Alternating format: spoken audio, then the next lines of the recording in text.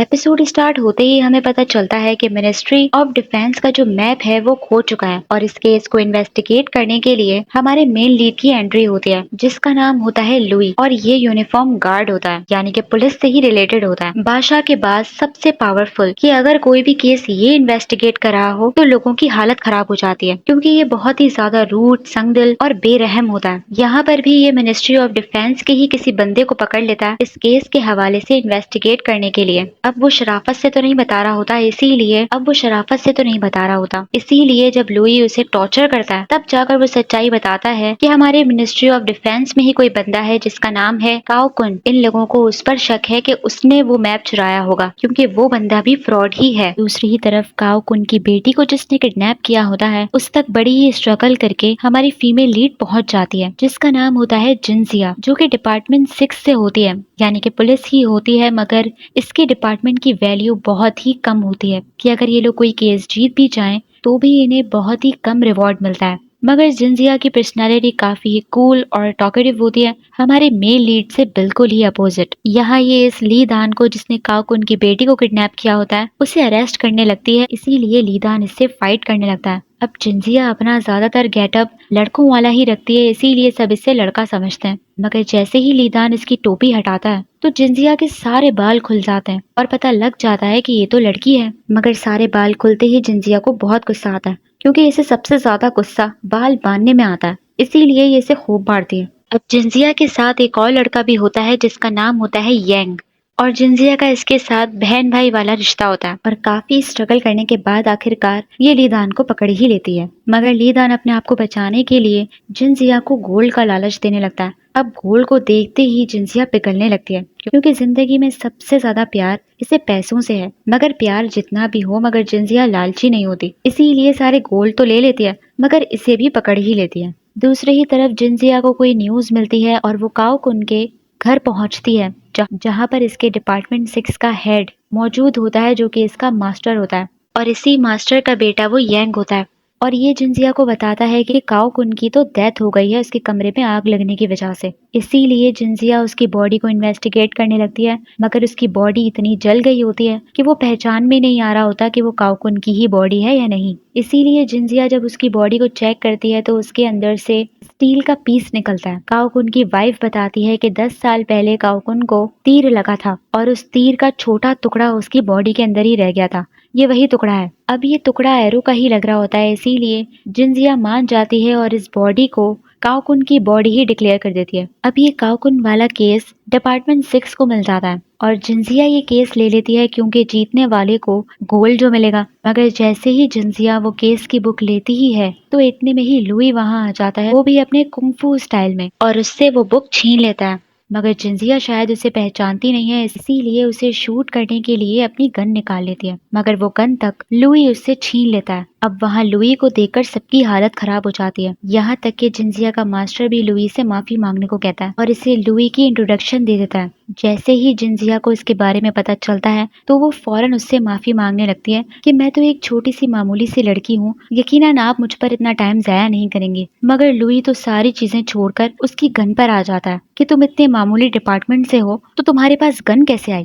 मगर जिनजिया का मास्टर समझा देता है कि ये गन हमने खरीदी है, मगर वो फिर भी उस पर गन रखकर खड़ा हो जाता है, यहाँ तक कि गन चला भी देता है मगर दूसरी जगह चलाता है और उससे कहता है कि ये गन की स्पीड इतनी कम क्यों है। तो जिनजिया बताती है कि ये गन इसने खुद डिजाइन की है। अब सारी इन्फॉर्मेशन लेने के बावजूद भी वो उसकी गन बड़े एटीट्यूड में लेकर चला जाता है, उसे देता ही नहीं है।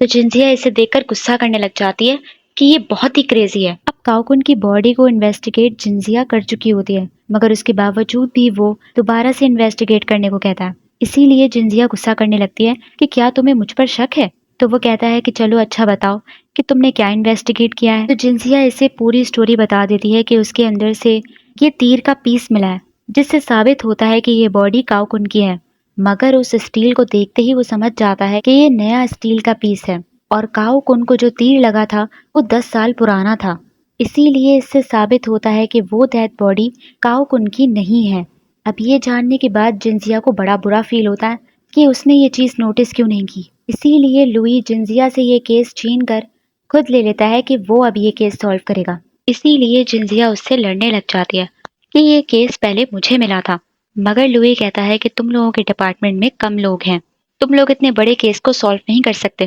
اب جنزیا کا ماسٹر بھی لوئی کے ساتھ پنگے نہیں لینا چاہتا، اسی لیے یہ کیس اسی کو سالو کرنے دیتا ہے۔ اسی لیے جنزیا بھی پیچھے ہٹ جاتی ہے، مگر اس سے کہتی ہے کہ میری گن تو مجھے واپس کر دو، تم میری پرسنل چیز نہیں لے سکتے۔ مگر وہ کہتا ہے کہ میں ابھی بھولا نہیں ہوں کہ تم تھوڑی دیر پہلے مجھے مارنے والی تھی، اسی لیے میں نے تمہیں معاف نہیں کیا۔ مگر جنزیا کہتی ہے کہ تم نے بھی تو مجھ سے میرا کیس چھین لیا،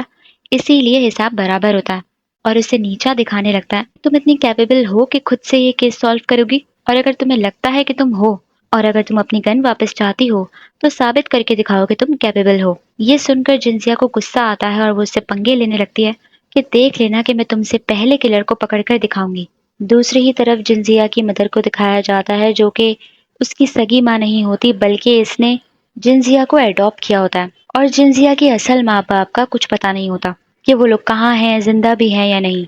اسی لیے وہاں کوئی عورت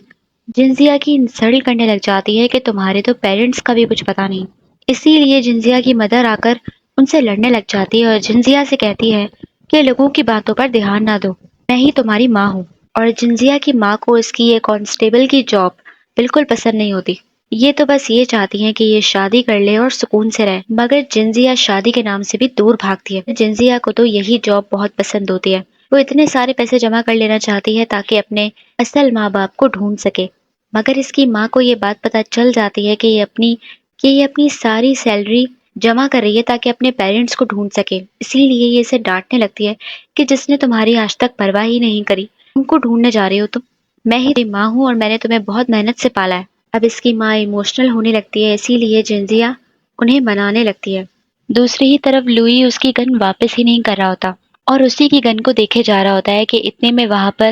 سینفو آتا ہے جو کہ لوئی کا اسسٹنٹ ہے،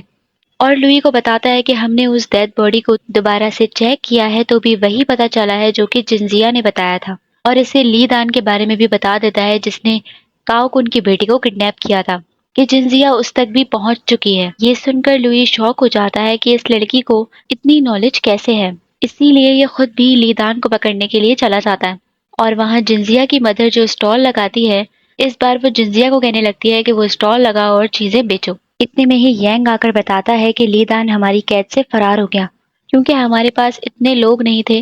کہ اسے پکڑ سکتے۔ ابھی لی دان جنزیا کی قید سے بچ کر بھاگا ہی ہوتا ہے کہ لوئی اس کے پیچھے لگ جاتا ہے اور اسے ایسی کیک مارتا ہے کہ وہ سیدھا جنزیا کے اسٹال پر جا کر گرتا ہے، اور اس کے اسٹال کا کافی نقصان ہوتا ہے، اور لی دان دوبارہ پکڑا جاتا ہے، مگر اس بار لوئی پکڑ لیتا ہے۔ اب یہ دیکھ کر جنزیا لوئی سے لڑنے لگ جاتی ہے کہ تم نے جو میرا اسٹال خراب کیا ہے نا، اس کے پیسے نکالو۔ تو یہ سن کر سینفو جنزیا کی طرف اپنی تلوار نکالنے لگتا ہے۔ یہ دیکھ کر جنزیا ڈر جاتی ہے اور فوراً آرام سے بات کرنے لگتی ہے کہ اس اسٹال کے خراب ہونے پر میں اپنی ماں کو کیا جواب دوں گی، اسی لیے تم 2 سلور مجھے دے دو۔ لوئی تو بس اس سے اپنی جان چھڑانا چاہ رہا ہوتا ہے کیونکہ وہ بہت زیادہ بول رہی ہوتی ہے، اسی لیے سینفو سے کہتا ہے کہ اسے فوراً کوائن دو، مگر سینفو بڑی بدتمیزی سے اسے پھینک کر دیتا ہے۔ یہ دیکھ کر جنزیا کو اور غصہ آنے لگ جاتا ہے کہ میں نے اتنی محنت سے لیدان کو پکڑا تھا، اور یہ لوگ جو اتنا بنتے ہیں کہ جو بھی کیس ان کے پاس آ جائے وہ 2 منٹ میں سالو ہو جاتا ہے، لگتا ہے دوسروں کی محنت چرا چرا کر یہ کیس سالو کرتے ہیں۔ اب جس طرح کی سچویشن چل رہی ہوتی ہے، جنزیا کو ایسا لگنے لگتا ہے کہ کہیں لوئی اس سے پہلے کیس سالو نہ کر دے، ورنہ یہ لوئی سے کیس ہارے گی ہی ہارے گی، مگر اپنی گن بھی کھو بیٹھے گی۔ اسی لیے جنزیا ہار نہیں مانتی اور جیل پہنچ جاتی ہے لی دان سے ملنے کے لیے، وہ بھی کھانا سرو کرنے والوں کے گیٹ اپ میں، اور اس سے کہتی ہے کہ مجھے بتاؤ کہ کاؤکن کہاں ہے۔ اب وہ اتنی آسانی سے بتا تو رہا نہیں ہوتا، اسی لیے جنزیا اسے وہی گولڈ دکھاتی ہے جو کہ اس نے اس سے لیے تھے، کہ اگر تم نے سچائی بتا دی تو یہ گولڈ تمہارے ہو جائیں گے۔ لی دان تو ہوتا ہی لالچی ہے، پیسوں کو دیکھ کر وہ فوراً پگھل جاتا ہے اور اسے کاؤکن کے بارے میں بتانے لگتا ہے، مگر اسی دوران لوئی وہاں آ جاتا ہے۔ اب جنزیا کی حالت خراب ہو جاتی ہے کہ کہیں اگر اس نے اسے پہچان لیا تو سارا کام خراب ہو جائے گا،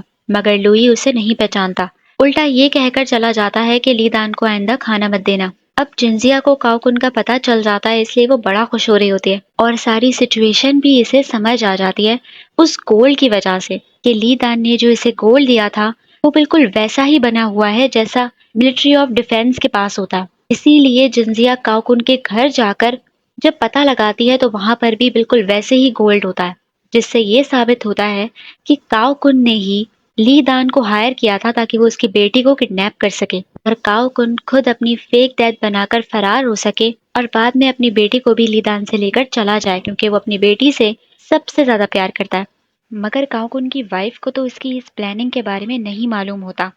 اسی لیے وہ جنزیا کو اس کی بیٹی کے کڈنیپ ہونے کی رپورٹ کر دیتی ہے، جس کی وجہ سے وہ کاؤ کن کے پلان کو خراب کر دیتی ہے۔ اور لی دان نے جنزیا کو کاؤ کن کی چھپنے کی جگہ بتا دی ہوتی ہے کہ وہ سٹی سے باہر ہے، اسی لیے وہ بڑی خوشی سے جا رہی ہوتی ہے کہ وہ لوئی سے پہلے اسے پکڑ لے گی، مگر اسے یہ پتا نہیں ہوتی لوئی چھپ کر ان کی ساری باتیں سن لیتا ہے کیونکہ یہ جنزیا کو جیل میں ہی پہچان گیا تھا، مگر جان بوجھ کر ایکسپوز نہیں کرتا اور جنزیا کو ہی فالو کر کے وہ اس کے ساتھ سٹی کے باہر تک پہنچ جاتا ہے۔ اب دونوں ہی بیٹھ کے کاؤ کن کا انتظار کر رہے ہوتے ہیں۔ جنزیا نے یینگ کو بھی سٹی کے باہر بلایا ہوتا ہے کہ تم تھوڑی دیر بعد یہاں پہنچ جانا، مگر وہ اب تک نہیں آیا ہوتا۔ مگر کاؤ کن کسی گھر سے باہر آ جاتا ہے اور بھاگنے کی تیاری کر رہا ہوتا ہے۔ اب اس سے پہلے کہ وہ بھاگتا، جنزیا فوراً اسے پکڑنے کے لیے آ جاتی ہے، مگر جنزیا اس سے فائٹ نہیں کر پا رہی ہوتی کیونکہ وہ ہر چیز میں بیسٹ ہوتی ہے سوائے کنگ فو کے، کیونکہ اتنے ہائی لیول کی لڑائی اس سے نہیں ہوتی، اسی لیے وہ اس سے ہار رہی ہوتی ہے۔ اور لوئی بھی اسے بچانے کے بجائے اوپر ہی بیٹھا بس ان کی لڑائی دیکھتا رہتا ہے اور اسمائل کر رہا ہوتا ہے کہ یہ اکیلے اسے نہیں پکڑ سکتی۔ مگر جب کچھ زیادہ ہی ہو جاتا ہے اور جنزیا اسے نہیں پکڑ پاتی، تب لوئی اپنے کنگ فو اسٹائل میں آ جاتا ہے اور لوئی کے سامنے کاؤ کن کی فائٹنگ اسکلز بالکل زیرو ہو جاتی ہے۔ مگر لوئی اور جنزیا کی آپس کی بحث کی وجہ سے میں نے اسے پہلے پکڑا ہے، میں نے اسے پہلے پکڑا ہے، اس چکر میں کاؤ کن کو بھاگنے کا موقع مل جاتا ہے اور وہ جنزیا کو بہت ہی زور سے لات مار کر بھاگ جاتا ہے۔ تو لوئی بھی کاؤ کن کے پیچھے جانا چاہ رہا ہوتا ہے مگر جنزیا اس کے پیر پکڑ لیتی ہے، جسے کہتی ہے کہ تم مجھے یہاں اکیلا چھوڑ کے مت جاؤ کیونکہ میرے پیر پر چوٹ لگی ہوئی ہے، میں واپس گھر کیسے جاؤں گی؟ مگر لوئی کہتا ہے کہ جب تم کوئی چیز ہینڈل کر ہی نہیں سکتی تو تم یہاں آئی کیوں تھی؟ تو وہ بھی اس سے کہتی ہے کہ اگر تم نے میری گن نہ لی ہوتی تب تک تو میں اسے پکڑ بھی لیتی، اسی لیے اس سے کہتی ہے کہ اب تم مجھے گھر تک پہنچاؤ، چاہے مجھے گود میں اٹھاؤ یا کسی بھی طریقے سے پہنچاؤ۔ مگر وہ مانتا ہی نہیں ہے اور چلا رہا ہوتا ہے کہ میرے پاؤں چھوڑو، مگر جنزیا اس کے پیر چھوڑ ہی نہیں رہی ہوتی کہ طوفان بھی آ جائے گا نا تو بھی میں تمہیں نہیں چھوڑوں گی۔ اب وہ اسے جانے ہی نہیں دے رہی ہوتی، اسی لیے لوئی کیا کرتا ہے کہ اسے سامان کی طرح اٹھا کر گھوڑے پر پھینک دیتا ہے اور اکیلے ہی اسے گھوڑے کے ساتھ بھیج دیتا ہے اور یہی ایپیسوڈ ختم ہو جاتا ہے۔ تو آپ لوگ مجھے بتائیے آپ لوگ کو ایپیسوڈ کیسی لگی، لائک کرنا، سبسکرائب کرنا اور کمنٹ کرنا نہ بھولیے۔ Thank you so much.